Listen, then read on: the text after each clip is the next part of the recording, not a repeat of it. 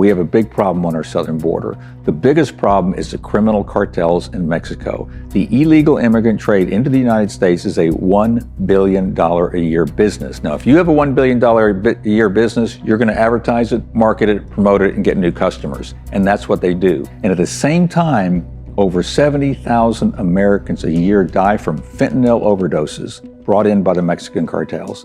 That is more Americans than have died in the entire war on terror. And now both parties are beginning to acknowledge it.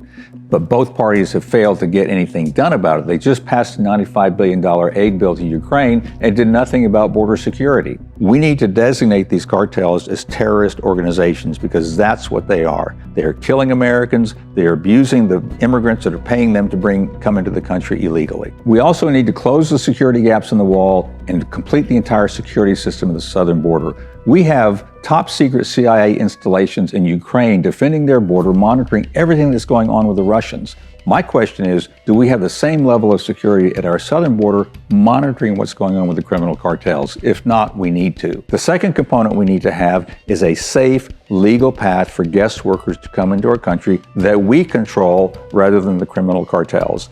These immigrants are paying the cartels to bring them in illegally. Let them pay the American government. Let them go to our consulate in their home country, apply to work, we do a background check, we get all their biometrics to identify them, we give them a secure identity card, they write a check to the U.S. government, and they can come in and work legally.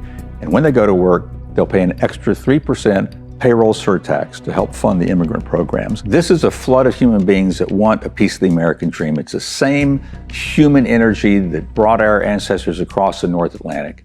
And we aren't going to stop that with only a wall. We have to provide a safe, legal channel for them to come into the country and legally work, a channel that we control, not the criminal terrorists. I think those two paths together will help solve the problem at the border.